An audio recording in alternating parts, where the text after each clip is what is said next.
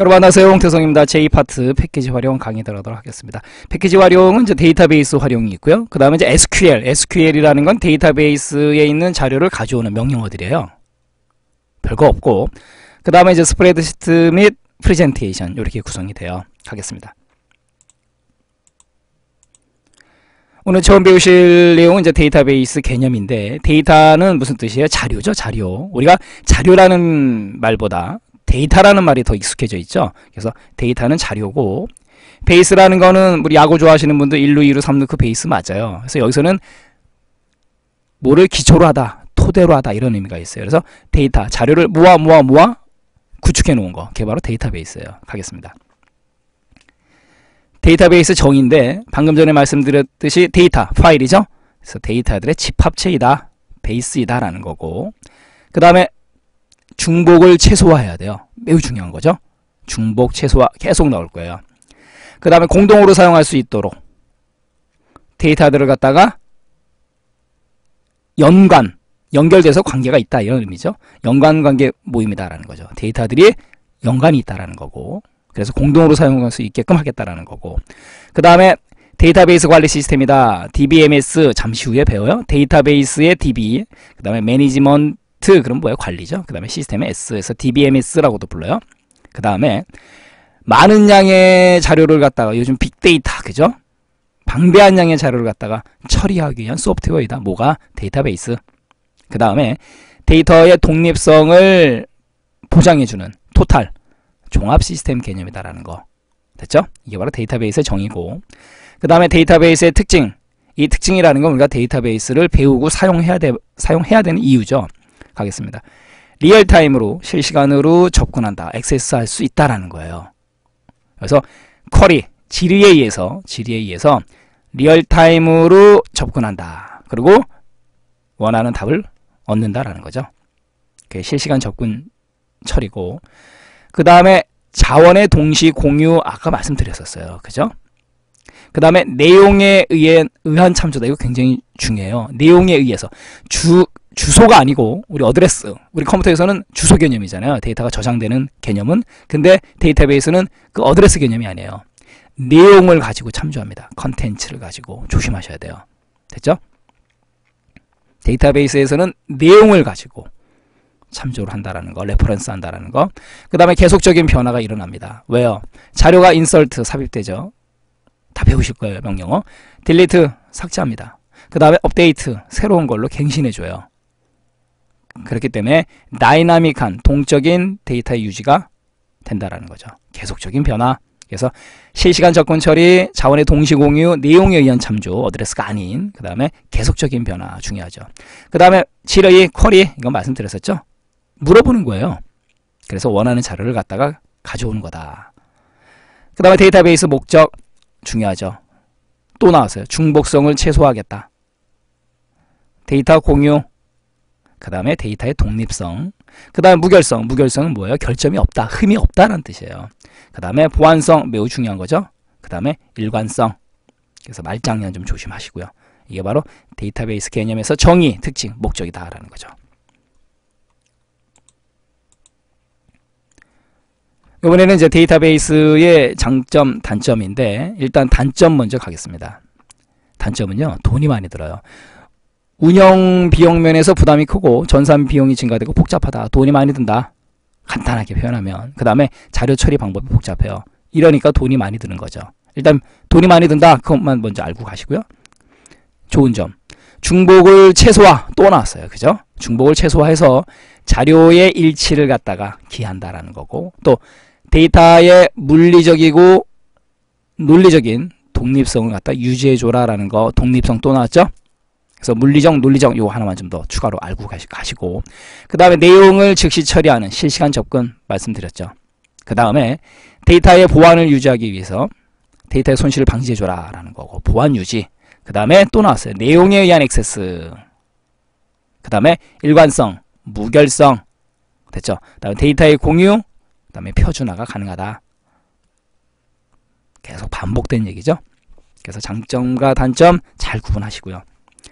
그 다음에 이제 데이터베이스 디자인 하는 그 순서인데, 목적을 정의하는 게 가장 먼저죠. 이 순서는 여러분들이 맞다 틀리다 구분할 수 있을 정도로만 공부해 두시면 돼요. 일단 목적을 정의하는 게 가장 먼저고, 그 다음에 테이블이라는 건 이제 우리 데이터베이스에서 자료를 보관하는 장소거든요.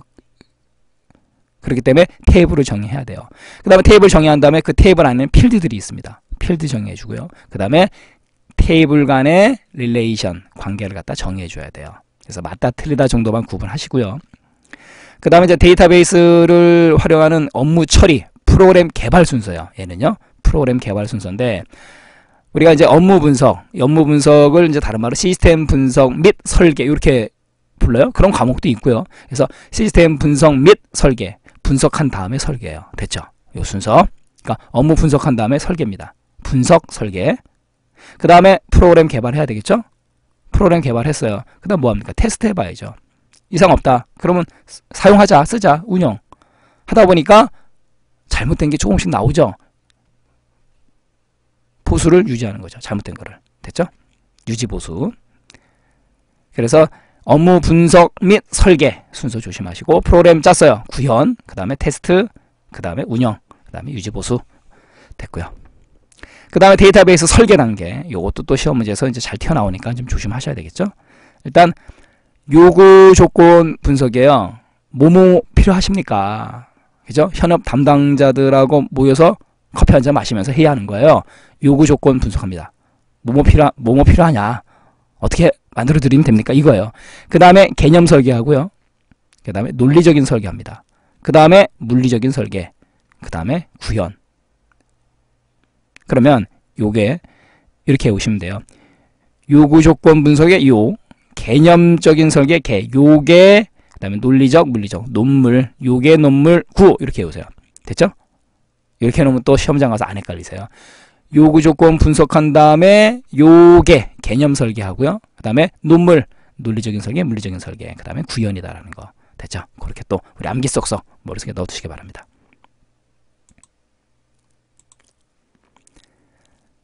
그 다음에 이제 데이터베이스 매니지먼트 시스템, 아까 말씀드렸었어요. DBMS라는 거 중요하니까요. 가겠습니다. 원래 우리가 예전에 처리했던 자료 처리 시스템의 문제점 뭐예요? 자료가 중복되고, 그죠? 자료가 종속되고 중복되고, 이걸 해결하기 위한 소프트웨어가 바로 뭐다? 바로 DBMS, 데이터베이스 매니지먼트 시스템이다라는 거죠. 됐고, 그 다음에 이 데이터베이스 매니지먼트 시스템의 필수 기능이 있어요. 정의 기능, 정의를 할 줄 알아야 돼요. 그 다음에 조작, 만질 줄 알아야 되겠죠. 그 다음에 제어가 가능해야 됩니다. 그래서 정조, 우리 왕 이름 정조, 그죠? 정조제, 이렇게 알아주시면 되죠. 정의 기능, 조작 기능, 제어 기능, 이런 필수 기능이 있는 거고, 또 데이터베이스 목적 또 나와요. 중복성 최소, 공유, 독립성, 무결성, 보안성, 일관성. 그죠? 아까 배운 내용이니까 또 어렵지 않고. 목적. 그 다음에 스키마라는 게 있어요. 스키마라는 게 항상 데이터베이스에서 시험 문제에서 잘 언급을 하는데, 얘는 뭐냐면 데이터베이스를 구성하는 파일, 그 다음에 레코드, 그러니까 아이템이죠. 항목의 형식과 상호관계 전체를 정의하는 거. 그걸 통틀어서 그냥 스키마 이렇게 불러요. 그래서 종류가 세 가지가 있습니다. 외부 스키마, 단어 의미 그대로 생각하시면 돼요. 그 다음에 개념, 그 다음에 내부 스키마. 잠시 후에 자세하게 좀 배우기로 하고요. 그래서 외부 스키마, 개념 스키마, 내부 스키마, 외계내. 이 부자리를 외계내 좀 더 잘려고 그랬더니, 그죠? 외계내, 외부 스키마, 개념 스키마, 내부 스키마, 이렇게도 알아두시고요. 또 자세하게 좀 들어가도록 하겠습니다. 자, 외부 스키마. 외부 스키마는 다른 말로 서브 스키마라 그래요. 그죠? 서브 스키마라고 부른다. 외부 스키마는. 얘는요, 사용자나 우리 유저나 응용 프로그래머가 직접 필요로 하는 그 데이터 구조를 의미하는 거예요. 외부 스키마. 그 다음에 개념 스키마. 개념 스키마 설명할 때 꼭 나오는 게 이 논리적이다라는 말이 꼭 나와요. 논리적인 입장에서의 데이터베이스 전체 구조예요. 어쩌고 저쩌고 논리적인 입장, 그러면 개념 스키마. 논계, 우리 논계 아시죠, 여러분들? 그죠? 개념 스키마는 논리적인 개념에서의 데이터베이스 전체 구조고, 그래서 일반적으로 그냥 스키마라고 하는 게 바로 개념 스키마를 의미한다라는 거예요. 됐죠? 그 다음에 내부 스키마. 내부 스키마는 물리적인, 내물, 아까 논개, 내물 이렇게 머릿속에 쏙쏙 암기 쏙쏙 머릿속에 넣어두세요. 됐죠? 그래서 물리적인 스키마 입장은 내부 스키마다라는 거. 그래서 물리적 입장에서 접근하는 데이터베이스 구조를 의미한다라는 거고, 기억장치 내에 실질적으로 구성된 구조, 내부니까 기억장치 내, 그죠? 안에서. 그래서 외부 스키마는 서브 스키마, 사용자나 응용 프로그래머 입장이고, 개념 스키마, 논리적인 거, 일반적으로 스키마라고 한다라는 거. 그 다음에 내부 스키마는 물리적인 거, 내물, 기억장치 내에서 실질적으로 저장되는, 그런 구성되는 구조를 뜻한다라는 거. 됐죠? 종류 세 가지, 외부, 개념, 내부 조심하시고 각각의 특징별 알아두시고요. 그 다음에 이제 데이터베이스 언어 DBL이죠. L은 랭귀지의 약자예요. 별거 없습니다. 세 가지가 있는데요. definition, 영어 달달달 오지 마시고요. 데이터 정의어라고 그래요. DDL, 데이터 데피니션 랭귀지. 그래서 definition, 정의, 뭐 영어 공부를 해서 또 알아두시면 좋죠. DDL은 정의어인데, 이 정의어는 뭐냐면 create, 다 배웁니다. 만들다라는 뜻인 거고, alter, 변경한다, drop, 버린다라는 뜻이죠. 삭제한다는 건데, 이런 애들이 바로 정의어에 해당이 되는 거예요. 그래서 데이터베이스 구조와 관계, 그 다음에 데이터베이스 이름을 정의한다라는 거. 그게 바로 정의어고, 그 다음에 M, manipulation, 조작이요, 조작. 아까 우리 정의 기능, 조작 기능, 제어 기능 배웠잖아요. 정조제 기억나시죠? 조작이라는 건 select, 검색, 선택, 검색, insert, 삽입, update, 갱신, delete, 삭제, 이런 애들을 갖다가 조작어라고 불러요. 뒤에서 또 자세히 배우니까 염두하지 마시고요. 들어두기만 하시면 돼요. 그 다음에 DCLC는 컨트롤, 제어, 데이터 제어입니다. 그래서 얘네는 commit, 그 다음에 rollback, grant, 그 다음에 revoke, 이런 것들이 있어요. 그래서 얘는 데이터의 보완이라든가 무결성, 그 다음에 회복, 리커버리, 그 다음에 병행, 수행 등을 갖다 위한 제어다라는 거죠. 됐죠? 그래서 정의, 조작, 제어, 이 세 가지 종류도 잘 알아두시고, 그 다음에 각 언어의 명령들 혼돈하지 않을 정도로만 알아두시면 돼요. 또 가겠습니다. 이번에는 이제 DBA인데, DBA가 뭐 하는 사람이냐면요, 이 어드민, 우리가 어드민까지는 많이들 들어보셨을 거예요. 그죠? 관리자죠? 어드미니스트레이터, 그런 거예요. 어드민 관리자. 그죠?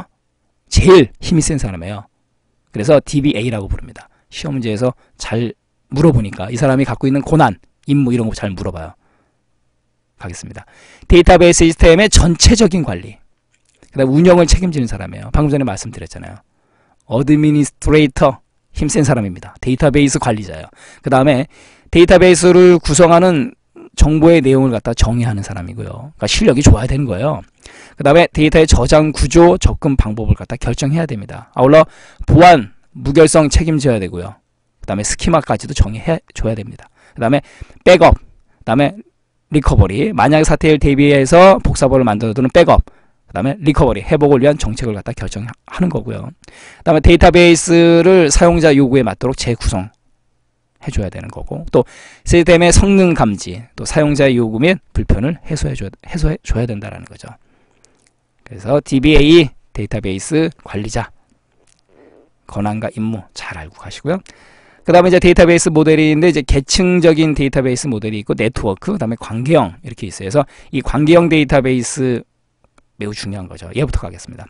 관계형 데이터베이스인데 Relational DB라고 불러요. 보통 이제 RDB라고 불러요. RDB 이렇게 부르는 현업에서는 이게 바로 R이 Relational, 관계란 뜻입니다. 그 다음에 테이블, 데이터베이스가 저장되는 그 장소, 그릇이라고 보시면 돼요. 그릇, 테이블이라고 부릅니다. 그 다음에 테이블을 이용해서 데이터 상호관계를 정의한다. 그래서 관계형 데이터베이스예요. 됐죠? 그 다음에 계층적이라는 거는 트리 구조예요. 트리 데이터베이스. 하이라키칼, 그러면 계층이란 뜻이 있거든요. 스펠링은 좀 어렵지만 이렇게 복잡한 스펠링, 계층적 이렇게 알아두세요. 그 다음에 하나의 부노드, 부라는 거는 이제 아빠를 뜻하는 거죠. 아버지를 뜻하는 거예요. 그래서 아버지 노드가 다수개의 자노드, 자식들이 있다. 그런 개념이에요. 계층적인 거고. 네트워크 같은 경우는 망 구조. 우리 네트워크가 번역을 하면 망 아니겠습니까? 그래서 망 구조 데이터베이스 또는 플렉스 데이터베이스 이렇게도 불러요. 말장난 좀 조심하시고. 됐죠? 그래서 그래프 형태로서 어쩌고 저쩌고 그러면 네트워크 형태, 네트워크 데이터베이스 이렇게 아시면 되겠죠. 그래서 데이터베이스 모델, 관계형 데이터베이스가 제일 중요하고요. 그 다음에 계층하고 네트워크 구분만 좀 할 줄 아시면 돼요. 가겠습니다. 릴레이션 나왔네요. 이 릴레이션, 관계형 데이터베이스에서 데이터가 저장되는 장소, 바로 릴레이션이라고 부르는 거예요. 테이블, 같은 뜻입니다. 근데 여기서 신경 쓰실 게 있어요. 뭐냐면 지금 우리 홍길동 서울시 정암고 남, 요 홍길동 요 하나가 레코드예요. 레코드. 이순신 부산시 서우고 남 레코드입니다. 레코드. 그죠? 이 레코드는요, 행이에요. 행. 이게 행 개념 아니겠습니까? 가로 세로 할 때 그 가로 아니에요. 그 다음에 다른 말로 투풀이라고 합니다. 그러니까 데이터베이스에서는 투풀이라고 불러요. 그러니까 말장난이죠. 어렵게 만들어 놓은 거예요. 그냥 레코드 행 그러면 될 것 같다가 투풀이라고 불러요. 그러면 사람들이 레코드를 많이 들어봤거든요. 이거 하나가 레코드니까. 아, 레코드 알죠. 근데 투풀 그럼 몰라요. 공부를 안 했으면. 이해하셨죠? 그래서 레코드, 행, 투풀 다 같은 말입니다. 가로 됐죠? 그래서 제가 수업 시간에 행을요 이렇게 써드려요. 학생분들한테 이렇게 칠판에다 이게 행입니다. 이해 가셨나요? 가로, 행. 그럼 막 웃으세요. 그 다음에 필드. 지금 여기 성명, 주소, 학교명, 성명 이게 다 필드 아니겠습니까? 필드는 열이에요. 열. 열은 뭐예요? 이거요.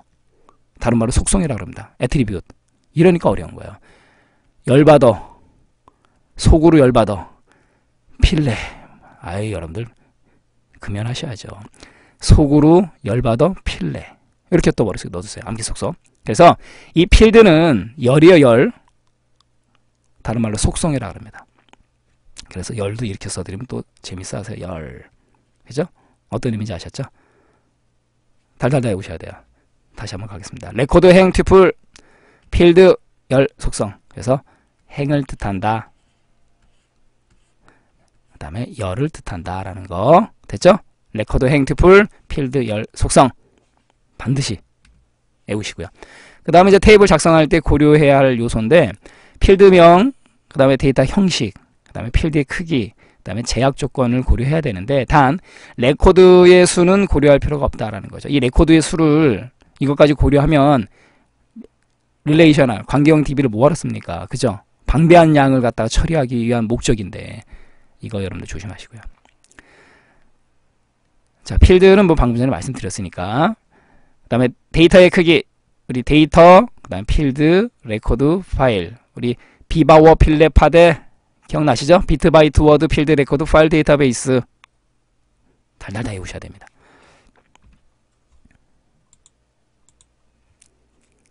자, 방금 전에 배운 거 다시 한번 좀 정리할까요? 테이블이라는 거 관계형 데이터베이스에서 RDB에서 2차원 형태의 가로 세로, 즉 행과 열의 형태로 나타나는 저장소다. 그래서 릴레이션이라고도 한다. 요것만 그 머릿속에 넣어두시면 돼요. 테이블, 릴레이션 딴 거 필요 없습니다. 뭐 테이블이 가로 세로 행과 열이 만난 형태의 저장소. 결국 표죠, 표. 이거죠. 튜플 뭐예요? 행, 레코드. 그 다음에 속성 뭐예요? 열. 됐죠? 필드 이미 아시는 거고, 이 세 개는 따로 공부하셔야 돼요. 도메인이라는 거. 하나의 속성이 취할 수 있는 값의 집합. 어렵죠? 뭐냐면요, 우리 성별은 뭐가 있습니까? 남녀가 있죠. 그러니까 성별의 도메인은 남녀. 그 다음 우리 월 갈까요? 월의 도메인은 뭐예요? 1월서부터 12월 13월 없잖아요. 그게 바로 도메인이에요. 그래서 하나의 속성이 취할 수 있는 값의 집합. 됐죠? 그게 도메인이고요. 그 다음에 디그리, 차수. 릴레이션에서, 테이블에서 속성의 개수, 그게 바로 차수입니다. 그러니까 필드의 개수, 열의 개수예요. 그게 차수고, 그 다음에 카디널리티, 기수라고 번역하는데 투플의 개수예요. 행의 개수 기억나시죠? 그래서 차수하고 기수, 영어로도 좀 같이 알고 가셔야 돼요. 시험 문제에서 도메인, 차수, 기수 맞다 틀리다로 잘 언급합니다. 조심하시고요. 그 다음에 릴레이션의 특징인데, 튜플의 유일성. 한 릴레이션에 포함된 튜플들은 모두 다르다라는 거 조심하시고요. 그죠? 행. 그 다음에 순서 없어요. 뭐 더 이상 설명 안 드려도 되죠. 그 다음에 속성의 무순서. 얘도 마찬가지죠. 그 다음에 속성의 원작값. 모든 속성, 애트리뷰트 값은 원작값이다라는 거. 그래서 말장난 좀 조심하시고요. 투풀 유일성, 그다음에 투풀 속성 무순서, 그다음에 속성의 원자값.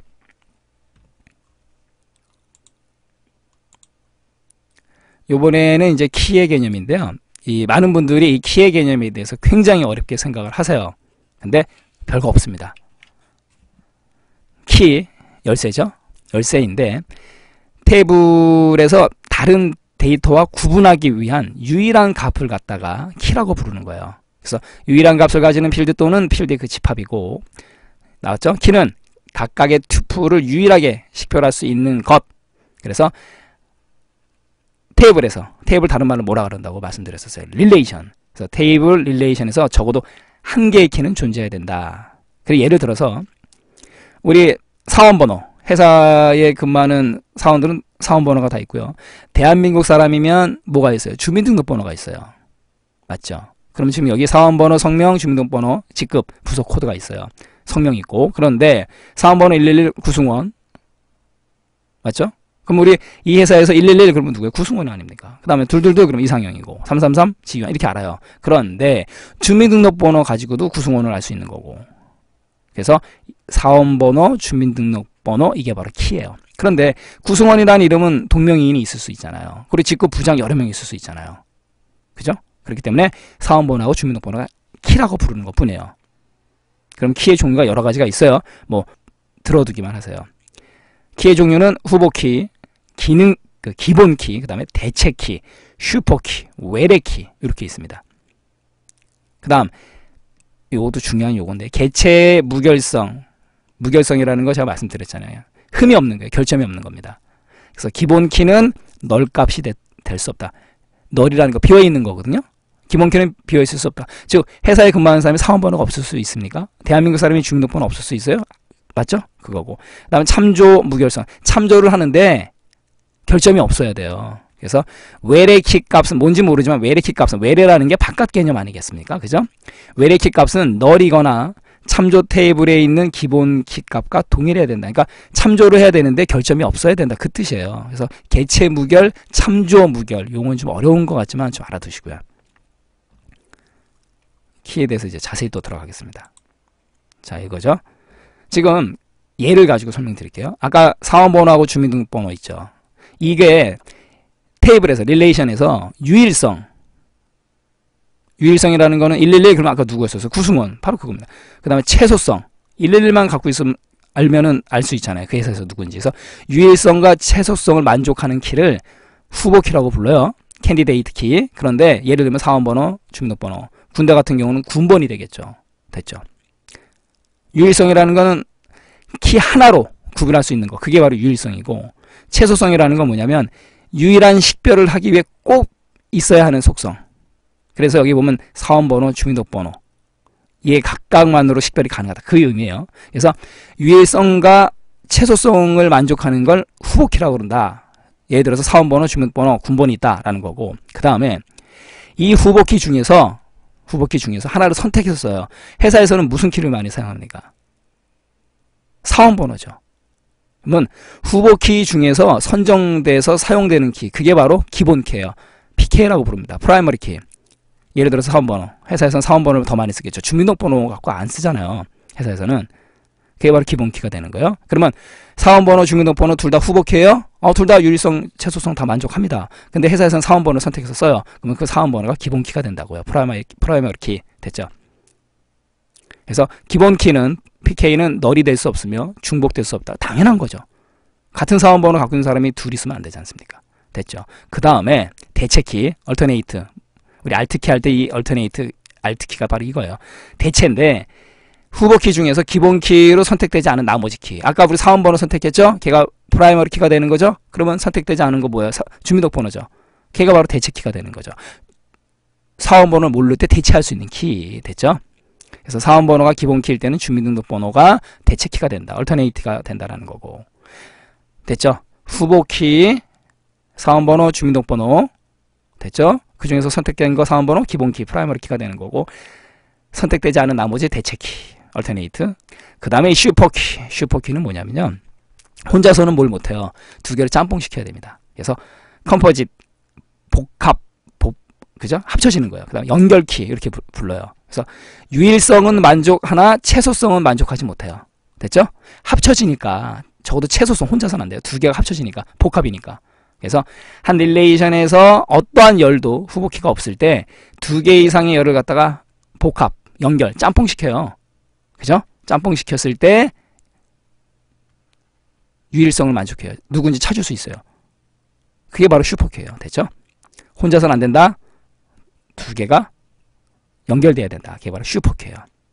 그 다음 웨레키, 폴링키에서 FK. 그래서 PK하고 FK는 약자로도 많이 써요. 얘는 뭐냐면 한 릴레이션에 속한 속성, 웨레키, 폴링키가 다른 참조 테이블의 기본 키일 때 그 속성 키를 웨레키라고 불러요. 예를 들어서